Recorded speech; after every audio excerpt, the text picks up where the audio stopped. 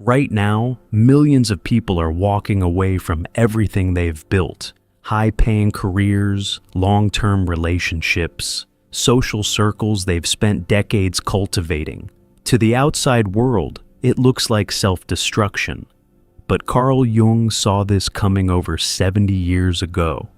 He called it the inevitable crisis of the awakened soul, and he believed it wasn't collapse, but humanity's most important evolution. Today, I'll reveal the 5 psychological reasons Jung identified for why awakened people must leave society, the shadow work that makes staying impossible, and the profound purpose he saw in this mass exodus. What you're about to discover might explain that unbearable restlessness you've been feeling. Here's what Jung understood that most people miss. When you awaken spiritually, you don't just see through society's illusions. Your entire nervous system begins rejecting them. It's not a choice anymore. It becomes a biological imperative. Your body literally cannot tolerate what it once accepted. And Jung believed this wasn't a bug in human psychology. It was a feature designed to push humanity toward its next evolutionary leap. But here's where it gets fascinating. Jung called it the disintegration of the persona. Most people don't realize they're wearing a mask until it starts cracking. This mask, what Jung termed the persona, is every role you've learned to play.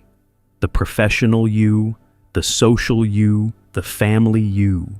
It's not fake exactly, it's adaptive. It helped you survive. But here's what happens during spiritual awakening. You start seeing the mask as separate from your true self. Suddenly, you're watching yourself perform in meetings, pretend to care about small talk, fake enthusiasm for things that feel hollow. It's like becoming conscious during a dream and realizing you've been sleepwalking your entire life. Jung documented case after case of successful individuals who reached this point and couldn't continue. One patient, a prominent banker, told Jung, "I sit in board meetings discussing millions, and all I can think is, we're all pretending this matters. We're all acting out roles in a play nobody wants to be in, but everyone's too afraid to leave the stage." This isn't depression, it's clarity. And once you see the performance, you can't unsee it. But it gets more intense. Because when your false self starts dying, society doesn't celebrate your authenticity. It punishes it. Coworkers sense you're not playing along anymore. Family members feel threatened by your refusal to maintain old dynamics. Friends drift away because your presence reminds them they're wearing masks too.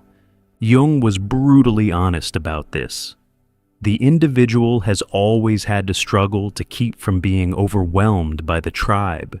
If you try it, you will be lonely often and sometimes frightened.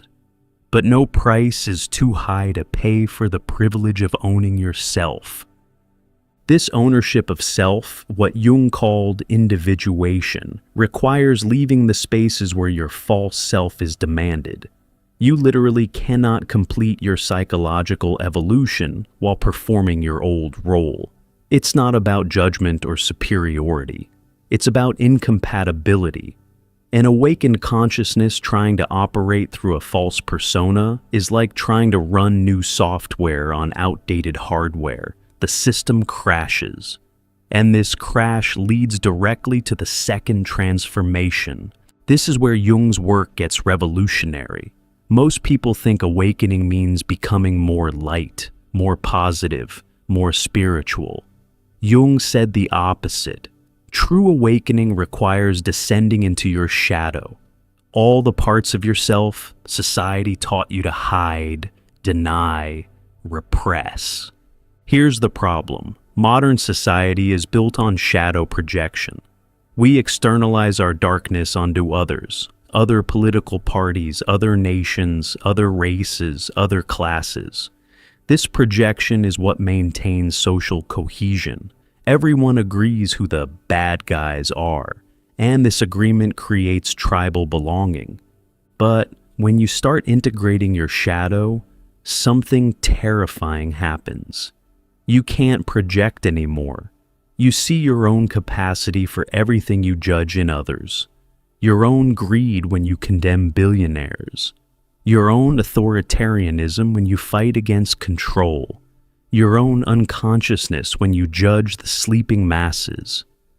Jung wrote, "Everything that irritates us about others can lead us to an understanding of ourselves." But here's what he didn't say loudly enough. When you stop projecting, you become deeply disturbing to those who still need their projections. I'll give you a real example. During spiritual awakening, many people recognize their own narcissistic shadows, the parts that crave specialness, superiority, enlightenment itself, as an ego achievement. When you own this instead of projecting it, you stop playing the game of who's more evolved. But in spiritual communities that run on hidden hierarchies of consciousness, your refusal to play makes you dangerous. You can't condemn this unconscious masses because you see your own unconsciousness. You can't rage against the system because you recognize your own participation in it. You can't even fully blame those who hurt you because you see how you've hurt others in similar ways. This isn't about excusing harmful behavior. It's about recognizing what Jung called the collective shadow. We're all participating in the darkness we claim to oppose. And once you see this, you can't participate in society's projection games anymore. Society needs its scapegoats, its villains, its others to define itself against. When you withdraw your projections, you withdraw the energy that maintains these social structures. You become psychologically unusable to the collective. And the collective, sensing this, begins to push you out.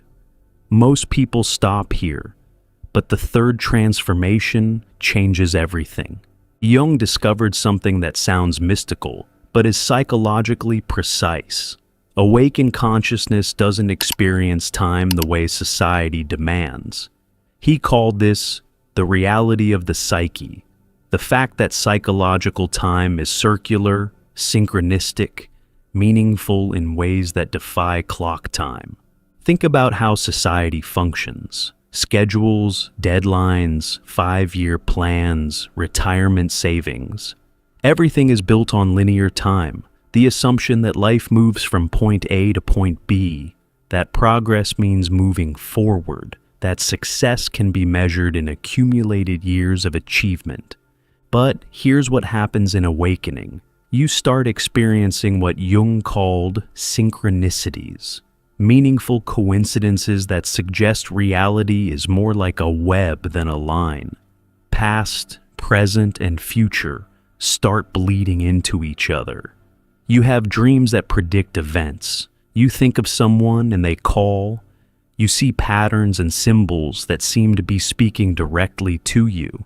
Jung wasn't being mystical here. He was observing that consciousness, when it expands, begins operating according to what he called a causal orderedness, an organizing principle beyond cause and effect. This is why awakened people often seem out of sync with society. They literally are. They're operating on psychological time while society demands mechanical time. One of Jung's patients, a successful engineer, described it perfectly. I sit in planning meetings where we map out the next quarter and I want to laugh. Not from arrogance, but from absurdity. I'm experiencing time as this flowing, living thing where past traumas are more real than tomorrow's deadline, where a dream feels more significant than a business contract, where a moment of presence contains more value than a year of productivity. You can't explain this to someone living in linear time. How do you tell your boss that you can't commit to the 5-year plan because you're experiencing temporal dissolution? How do you explain that scheduling feels like violence to your psyche when you're learning to follow what Jung called the natural rhythm of the individuation process. This temporal incompatibility becomes unbearable. You're asked to show up at 9 a.m. when your soul is still processing a dream. You're expected to move on from grief when psychological time has you still in the depths of loss. You're pushed to plan your future when you're being called to stay present to what's dying. Society's time is mechanical. The self's time is organic. And once you've shifted to organic time, mechanical time feels like prison. If you're recognizing these patterns, your false self dying, unable to project shadows anymore, feeling out of sync with mechanical time, you're not going crazy. You're going sane in an insane world. The leaving isn't giving up. It's growing up into who you really are. Before we explore the final 2 reasons awakened, people must leave, subscribe, and hit the notification bell to join thousands navigating this transformation together. Share in the comments which of these 3 transformations you're experiencing most intensely. Your honesty might give someone else permission to honor their own psychological evolution. Now, these next 2 reasons reveal why Jung believed this exodus wasn't just personal, it was collective destiny. This is where Jung's genius becomes almost prophetic. He understood that awakened individuals don't just become conscious of their own unconscious, they become painfully aware of the collective unconscious surrounding them. And this awareness, he argued, creates an almost unbearable psychological burden. Imagine suddenly being able to see everyone's shadows, not through judgment, but through direct perception. You walk into a room and feel the unprocessed grief 3 generations deep. You sit in a meeting and sense the childhood wounds driving every power play. You watch the news and see not current events, but ancient patterns repeating, what Jung called archetypal possessions playing out on a mass scale. Jung wrote, "The meeting with oneself is, at first, the meeting with one's own shadow. The shadow is a tight passage, a narrow door, whose painful constriction no one is spared, who goes down to the deep well. But here's what happens after you've gone through that narrow door. You realize almost everyone around you is still avoiding it. This isn't about feeling superior, it's about energetic overwhelm. When you've developed what Jung called psychological consciousness, you become a kind of lightning rod for the unconscious material around you. Other people's repressed emotions, denied shadows, and unintegrated traumas start constellating around your awareness. One of Jung's female patients described it hauntingly. "I used to think I was highly sensitive. Now I understand I'm highly conscious. I don't just feel others' emotions, I feel what they refuse to feel. I carry not just my own shadow, but the shadows of everyone who won't carry theirs. It's like being awake in a world of sleepwalkers and absorbing all the dreams they won't remember." This is why awakened people often develop chronic illness, anxiety, or exhaustion that no doctor can explain. They're not just processing their own psychological material, they're involuntarily processing the collective unconscious of their environment. Jung called this participation mystique, a psychological state where boundaries dissolve and you carry what isn't yours. Society doesn't just fail to recognize this burden, it actively exploits it. Awakened individuals become unofficial therapists for everyone around them. Energy vampires seek them out instinctively. Narcissists target them because they sense someone who sees deeply and might offer the unconditional acceptance they crave. Unconscious family systems designate them as the identified patient, the one who carries the symptoms of the entire system's dysfunction. And here's the crucial point Jung made. You cannot heal or integrate at the level of consciousness while surrounded by those committed to unconsciousness. It's like trying to get sober in a bar. The environment itself maintains the disease. This is why isolation isn't antisocial for awakened beings. It's psychologically necessary.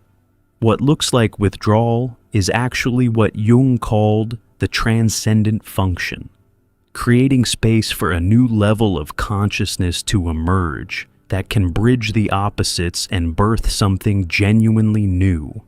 But the fifth and final reason is perhaps the most profound of all. Jung's most revolutionary idea was that within each person exists what he called the self. Not the ego, not the persona, but an organizing center of the whole psyche that knows your true purpose. And here's the terrifying truth. The self's agenda has nothing to do with society's agenda. Society wants you productive, compliant, consuming. The self wants you whole, authentic, individuated. Society values external achievement. The self values internal integration. Society measures success by accumulation. The self measures it by how much illusion you've shed. Jung observed that when people reach a certain level of awakening, they start receiving what he called demands from the self, powerful internal directives that often contradict everything that seems logical or safe. Leave the marriage that looks perfect but feels dead. Quit the job that pays well but kills your soul. Move to a place that makes no sense but calls to your depths. These aren't whims or midlife crises. They're what Jung called the self-regulating function of the psyche, your deepest wisdom correcting course, often dramatically. The self doesn't care about your comfort. It cares about your completion. Here's what makes this so difficult. The self's calling often requires betraying everyone else's expectations, your parents' dreams for you, your partner's need for security, your own ego's attachment to identity and status. Jung was blunt about this. The privilege of a lifetime is to become who you truly are. But that privilege requires what feels like betrayal to everyone who needed you to stay who you were. One of Jung's most profound case studies involved a successful doctor who kept having dreams of living in a simple cabin in the mountains, writing poetry. For years, he dismissed these dreams as escapist fantasy. But they intensified, became demanding, turned into physical symptoms, chest pains that had no medical cause, anxiety that no medication could touch. Finally, at 52, he left everything. His colleagues called it a breakdown. His family staged interventions. But Jung understood. This wasn't pathology. It was the self demanding its true life. The man spent his remaining years in solitude, writing profound spiritual poetry that was published after his death. He told Jung, "I had to choose between dying as a successful doctor or living as a failed poet. The self chose life." This is the ultimate reason awakened people leave society.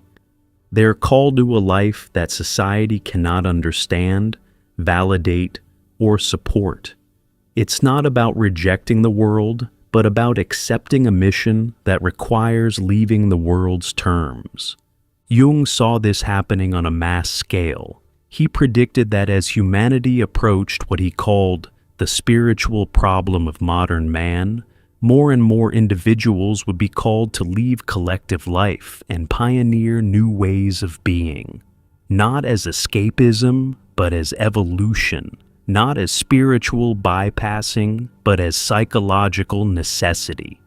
The self's call is non-negotiable. You can delay it, medicate it, rationalize it away. But Jung observed that it only gets louder, more insistent, more creative in its disruption of your false life. Physical symptoms, relationship crises, professional failures, all orchestrated by the self to free you from a life that was never yours. But here's what most people miss about Jung's vision. He didn't see this exodus as the end. He saw it as the beginning. The leaving isn't about permanent isolation. It's about what he called the return of the transformed. Jung understood that awakened individuals don't leave society to escape it, but to transform at a depth that's impossible while embedded in collective unconsciousness. It's like a caterpillar entering the chrysalis. The dissolution isn't death, it's metamorphosis.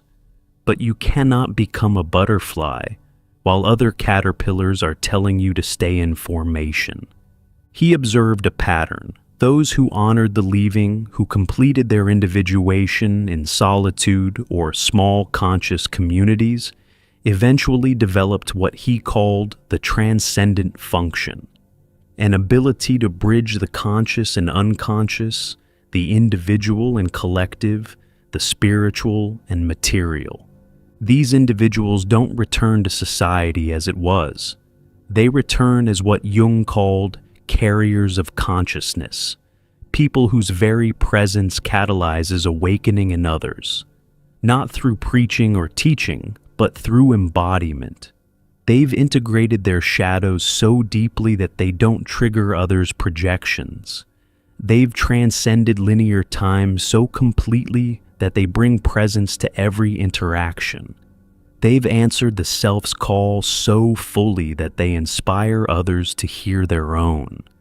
Jung saw this as humanity's evolutionary strategy. Not everyone awakens at once. That would be collective chaos. Instead, individuals are called out, transformed, and return to seed new consciousness. Each wave makes it easier for the next. What seems like societal breakdown is actually breakthrough in slow motion. Here's the ultimate paradox Jung identified. You can only truly serve society by leaving it. You can only heal the collective by separating from it. You can only bring light by first descending into your own darkness, alone. This isn't spiritual bypassing or elite escapism. It's psychological law. You cannot give what you don't have. You cannot lead where you haven't been. You cannot awaken others while you're still asleep. The leaving is preparation for a different kind of return. Not to fit back in, but to help birth what's trying to emerge. Jung saw the signs everywhere in his time. The mental health crisis, the meaning crisis, the spiritual emptiness despite material abundance.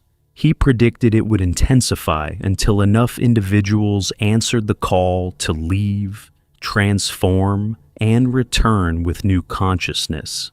We're living in that intensification now. The mass exodus isn't social collapse, it's social evolution.